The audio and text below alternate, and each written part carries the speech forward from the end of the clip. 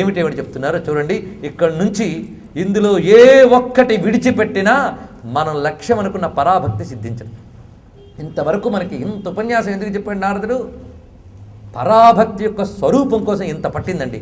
సాధనలా ఇంచుమించు మనం విన్నవే గనక దాన్ని క్లుప్తంగానైనా గట్టిగా పట్టుకుంటే చాలు. తత్తు విషయత్యాగాత్ సంగత్యాగాచ్చా. మొదట ఏం చెప్తున్నాడు? తత్తు అంటే దాని విషయంలో అని అర్థం అన్నాడు. తత్ ముందు నుంచి తూ శబ్దం వచ్చింది మనకి, అనుబంధ శబ్దం అది. అది అంటే భక్తి విషయత్యాగము వల్ల సంగత్యాగము వల్ల లభిస్తుంది. ఇది ముందు గుర్తుపెట్టుకోండి. విషయత్యాగము అనగానే పెద్ద వివరణ అక్కర్లేదు మీకు. మన ఇంద్రియములు ఏవేవైతే స్వీకరిస్తాయో విషయములు, ఇంద్రియార్థములు విషయం. ఇంద్రియములు ఇంద్రియార్థములు, అర్థములు అంటే ప్రయోజనాలు. ఇంద్రియం కోరే ప్రయోజనాలు ఇంద్రియార్థాలు, వాటికి విషయం. అంటే కంటికి ఒక దృశ్య వస్తువు విషయం, చెవికి ఒక వినబడే వస్తువు విషయం. ఇలా కన్ను, చెవి, ఇంకా ఇతర ఇంద్రియములు ఒక రూపాన్ని చూస్తాయి, ఒక వస్తువుని చూస్తాయి, దాని మీద ఒక మమ అనే భావాన్ని పెంచుకుంటాయి. అప్పుడు ఆ విషయం అంటుకుందని మనకి. ఆ విషయంతో సంగం, దానితో సంపర్కం. ఈ రెండిటి వల్ల ఏమవుతున్నది? మనం భగవంతుని అంటుకునే బదులు వీటికి అంటుకుపోతున్నాం, ప్రపంచానికి అంటుకుపోతున్నాం, పరమాత్మను అంటుకునే బదులు. అందుకు ముందు ఇక్కడి నుంచి ఓడాలి. ఆ ఓడడం చెప్తున్నాడు. విషయ త్యాగాత్ సంగత్యాగాత్. విషయములు విడిచిపెట్టుట అన్నాడు. విషయాలను ఎలా విడిచిపెట్టేస్తాం? వెంటనే క్వశ్చన్ వస్తుంది. కూర్చున్నదే విషయాల మధ్య ఎలా విడిచిపెడతామంటే సంగత్యాగాత్ అని వెంటనే మాట వేశాడు. అంటుకోకుండా ఉండు. మనం పనసకాయ ఉదాహరణ ఎలాగో చెప్పాం, అది గుర్తు తెచ్చుకోండి. కనుక విషయములు ఉన్నాయి, కానీ పనసకాయ ఒలిచేటప్పుడు ఎలాగైతే చేతికి నూనె రాసుకుంటావో అలాగ అంటుకోకుండా చేయాలి. అది ఎలా జరుగుతుంది? వెంటనే చెప్తున్నాడండి. అవ్యావృత భజనాత్. ఆవృతము లేని భజన. దీన్ని అనావృత భజనాత్ అని కూడా మనకు అనుకోవచ్చు. అవ్యావృత అనే మాట చాలా గొప్పది. దీన్ని అవ్యగ్ర అని కూడా చెప్పుకోవచ్చు. అవ్యగ్ర, అవ్యావృత, అనావృత, 3 శబ్దములు ఒకటే. వ్యగ్రత అంటే చెదిరిపోవుట, అవ్యగ్రత అంటే చెదరకుండా ఉండేటువంటి విషయం. చెదరకుండా చేసే భజన అది దీనికి పనికొస్తుంది అనమాట. విషయత్యాగానికి చెదరకుండా చేయాలి. అంటే భజన అంటే ఏంటి చెప్పుకున్నాం? ఆశ్రయించుట, అది అర్థం. భగవంతుని పట్టుకో, దీన్ని వదిలేయనే కన్నా దాన్ని పట్టుకో అని చెప్పాలి. అది గొప్ప విషయం అనమాట. పట్టుకొమ్మని పట్టుకో, ఆటోమేటిక్గా ఉన్న కొమ్మను వదిలేస్తాను. అందుకే దాన్ని పట్టుకో. ఎంత గట్టిగా దాన్ని పట్టుకుంటావో అంత చక్కగా, అంత త్వరగా, అంత హాయిగా దీన్ని వదిలేయగలవు నువ్వు. అందుకు అవ్యావృత భజన. ఎంత చక్కటి మాట చెప్పాడండి ఇక్కడ మహానుభావుడు. అది అవ్యావృతంగా చేయాలి. అయితే అవ్యగ్రము అంటే ఒకటే అర్థం తీసుకుంటాం మనం, ఏకాగ్రముగా అని. అందుకే అనేక అర్థాలు రావాలని ఆ శబ్దం వేయకుండా అవ్యావృత అని వేశాడు. వ్యావృతము, ఆవృతము అంటే కప్పివేసేది అని అర్థం అనమాట. కప్పు లేకుండా భజించు అంటే కపటము లేకుండా భజించు. ఇది రెండవ అర్థం. ఏకాగ్రంగా భజించు అనేది మొదటి అర్థం. రెండవది కపటము లేని భక్తి అండి కావాలి. కపటము లేని భగవంతుడు దాని ఒక్కదానికి కరిగిపోతాడు. అందుకని పాండిత్యాలకి లొంగడాయినా ఎవరి పాండిత్యము లేమి నడచురా ఎనకులాబ్ధి చంద్ర అంటారు త్యాగరాజ స్వామి గారు. ఎవరి పాండిత్యాలు ఏం చెల్లుతాయండి ఆయన ముందు? ఇంత కవిత్వం రాశారు కదా, మెచ్చుకుంటావా అంటే విశ్వనాథ వారు ఒక చోట అంటారు, ఈ కవిత్వములు ఈ పాండిత్యములు ఎవరేని చేయుదురు. నేను రామాయణ కల్పవృక్షం రాశాను కనుక నా మోక్షం ఇచ్చి అంటే ఎవడిస్తే రాసావు? నేను ఇచ్చిన మేధస్సుతోనే రాసావు కనుక అది అహంకరిస్తే లేదు. అందుకు నన్ను పొందాలంటే చచ్చినట్టు ఇంద్రియ జయము ప్రాపింపజేసుకోవలయు అంట అట్ట రాముడు అని భద్రగిరి శతకంలో రాస్తారు విశ్వనాథ్ వారు. చచ్చినట్టు ఇంద్రియ జయము ప్రాపింపజేసుకోవలయు. ఈ చచ్చినట్టు అనే మాట మనగా పలుకుబడండి, చచ్చినట్టు చేయాల్సిందే అని. కనుక కవిత్వాలు పాండిత్యాలు కాదండి, ఇంద్రియ జయం ఒక్కటే మార్గం. అందుకు దీన్ని పట్టుకోకు దీన్ని బతిమాలే కానీ దాన్ని పట్టుకోని చెప్పిస్తే చాలు. దీనికి ఏదో ఒకటి పట్టుకోవడం అలవాటు, దీన్ని నదులు వెళ్ళు అంతే. అందుకు అవ్యావృత భజనాత్, కపటము లేకుండా. చాలా గొప్ప మాట చెప్తున్నాడు. ఏ కాపట్యము లేకూడదు. భగవంతుడికి కావలసింది అదే, నిష్కపట భక్తి. ధర్మ ప్రోజ్జిత కైతవ. మొదటి నుంచి మనం చెప్తున్నాం భాగవతంలో వ్యాసదేవుడు 2వ శ్లోకంలోనే ఊదిన గొప్ప శబ్దం అది. కితవత్వము లేనటువంటి ధర్మమే భక్తి అంటే కపటము లేని భక్తి. నీ మనస్సులో ఏ పొరలు ఉండకూడదు, ఏ తెరలు ఉండకూడదు. నీకు భగవానుడికి మధ్య ఏ తెరలు ఉండదు. కోరిక తెర ఉండరాదు, క్రోధపు తెర ఉండరాదు. పైగా ఆయనకి నాకు మధ్య లేదు కానీ ప్రపంచం మీద కోరికుందండి కనుక ఆయన దగ్గర లేకపోయినా పర్వాలేదు అంటే, ప్రపంచం మీద కోరికున్నా అది నీదో వచ్చింది కనుక అది తెరే. కనుక ఒక్కొక్క తెర తొలగించుకోవడానికి ప్రయత్నించాలి.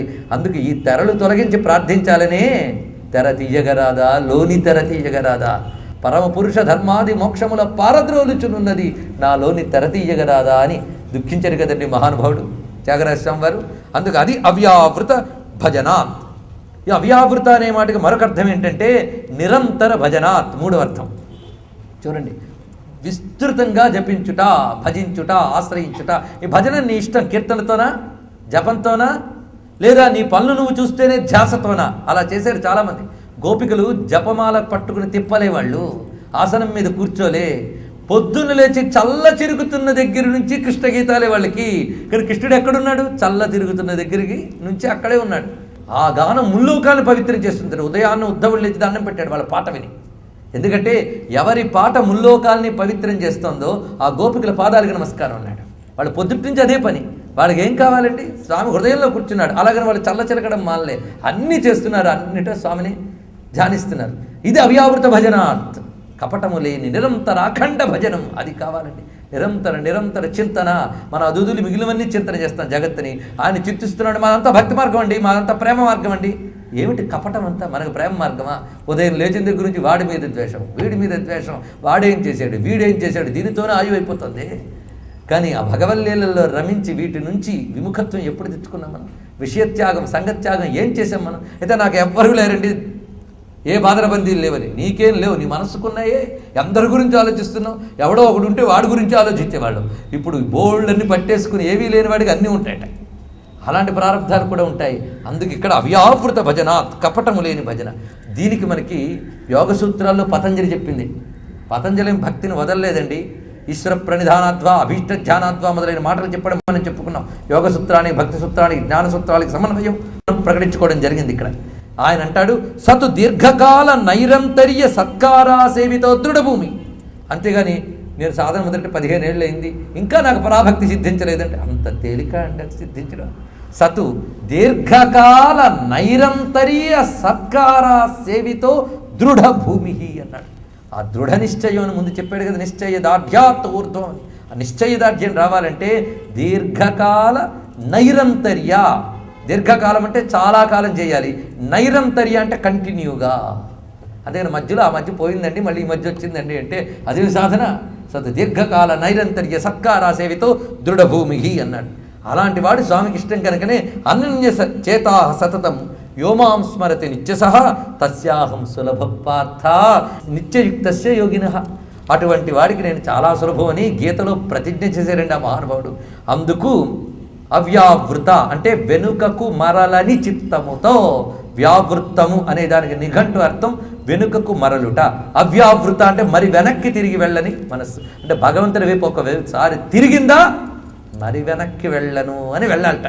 అలా వెళితే ఆయన దగ్గరికి వెళ్ళి మరి వెనక్కి రాడు. అందుకే అవ్యావృత భజన, తిరిగి వెనక్కు రాని మనసు.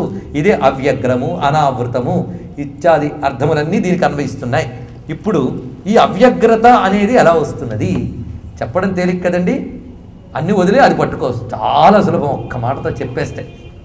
కానీ ఇది ఎలా చెయ్యాలో చెప్తున్నాడు ఇక్కడి నుంచి. మొట్టమొదటిగా లోకేపి భగవద్గుణ శ్రవణ కీర్తనాత్. ఇది మొదటి సూత్రం, గుర్తుపెట్టుకోండి. ఇది సాధనలో మనం చక్కగా చేసుకోగలం. ఇది చేసి ఇదే సిద్ధి అనుకోవద్దు, ఇంకా చేయాలి ఇంకా చేయాలి అని మనకు ఒక అసంతృప్తి రగలాలి. అసంతృప్తిలో తృప్తి ఉండాలి, తృప్తిలో అసంతృప్తి ఉండాలి. అదే కదా భక్తి గురించి మనం చెప్పుకున్నాం. లోకేపి భగవద్గుణ శ్రవణ కీర్తనాత్. లోకేపి అంటే లోక వ్యవహారమునందు కూడా అని అర్థం అనమాట. అంటే ఏదో ధ్యానం చేస్తున్నప్పుడే భగవంతుడండి అని కాకుండా లోకేపి లోకమునందు కూడా అంటే వ్యవహారమునందు కూడా నువ్వేం చేయాలంటే భగవంతుడి గురించే విను, భగవంతుడి గురించే కీర్తించు. కొంతమంది ఏం వినేది ఇప్పటికే తెలుసుకున్నా, ఏం చెప్తాడండి వెళితే ఆ కృష్ణుడే భగవంతుడు, శివుడే భగవంతుడు, నేనే చెప్పాను ఆయన చెప్పేదే ఉంది అక్కడ. నువ్వు ఆయన చెప్తాడన్నప్పుడు నువ్వు ఇది చెప్తావని చెప్పేవు, కానీ నిరంతరం భగవానుడే సర్వము అనే స్థితిలో ఉన్నావా? లేదు కదా. అందుకోసం విన్నదే విను. అది గుణశ్రవణ కీర్తన. భగవంతుని యొక్క గుణశ్రవణ కీర్తనలు నిత్యము చేయాలన్నాడు. భగవంతుడు నిర్గుణుడే, కానీ నిన్ను అనుగ్రహించడానికి, ఎందుకంటే నువ్వు గుణాల్లో కూర్చుండిపోయావు. ఎటువంటి గుణాల్లో? త్రిగుణాల్లో కూర్చుండిపోయావు. అని త్రిగుణాతీతుడైన పరమాత్మ దివ్య గుణాలతో వచ్చాడు. ఆ దివ్య గుణాలు ఎందుకంటే నువ్వు ఎక్కలేకపోతే ఆయన దిగొచ్చి నేను తీసుకెళ్ళడానికి వచ్చాడు. అందుకే ఆ దివ్య గుణకీర్తనలు వ్యక్తం చేశాడు. అనంత కళ్యాణ గుణాభిరాముడు ఆయన. అలాంటి ఆ స్వామి యొక్క దివ్య గుణములను వినుట, కీర్తించుట, ఈ రెండూ చేయి. శ్రవణం, కీర్తనం. అది శ్రవణము అంటే వినడం. అది ఎలా వినాలి? కథాదిశ్వనురాగ, అక్కడికి వెళ్ళండి. అదే ఇక్కడ శ్రవణం. కథ అంటే కబుర్లు, అంతేకాని స్టోరీ అని కాదు ఇక్కడ అర్థం. పరమాత్మకి సంబంధించిన ఏ కబురైనా, నారద భక్తిలో ఏ స్టోరీ ఉందండి? కానీ నారాయణుడు ఉన్నాడు, నారదుడు లేడు ఇందులో. ఆ నారాయణుడు ఉన్నాడు. అందుకు ఏ కథల యందు పుణ్యశ్లోకుడు హరి చెప్పబడును, ఆ కథలు పుణ్య కథలు అని చెప్పుకున్నాం కదా. అందుకు హరి చెప్పబడుతున్నాడు ఇందులో. కబురు, కథ అంటే మాట, కథనము అంటే మాట్లాడుట. కనుక స్వామి మాటలు ఇవన్నీ కూడా. స్వామి మాటలు వినాలట. ఎలా వినాలో శివుడు శివపురాణంలో పార్వతీదేవితో చెప్తాడండి. పార్వతీదేవితో భక్తి గురించి చెప్తూ, నా గురించి ఇలా వింటే నాకు ఇష్టం అన్నాడు. ఎలా వినాలంటే, ప్రియురాలికి సంబంధించిన కబుర్లు ప్రియుడు ఎలా వింటాడో అలాగా అన్నాడు. అడే ఉండదు. కానీ ప్రియురాలు గురించి ఎత్తుకోగానే ప్రియుడు ఎంత ప్రేమగా వింటాడో అలా చెప్తే కానీ మనకు అర్థం కాదు. అందుకే ఆ భాషలో చెప్పాడు ఎవరు? శివుడు. ప్రేయసికి సంబంధించిన కబుర్లు ప్రియుడు ఎలా వింటాడో, భగవంతుడికి సంబంధించిన కబుర్లు నువ్వు అలా వినాలి అన్నాడు. మీ అభిప్రాయాలను, సూచనలను మాకు తెలియజేయాల్సిన చిరునామా భక్తి TV, care of Rachana television private limited, road number 92, Jubilee hills, Hyderabad 5,96,000. మా ఇమెయిల్ ఐడి bhaktihyd@gmail.com. మా వెబ్సైట్ www.bhaktitv.org. Phone number 901012223333.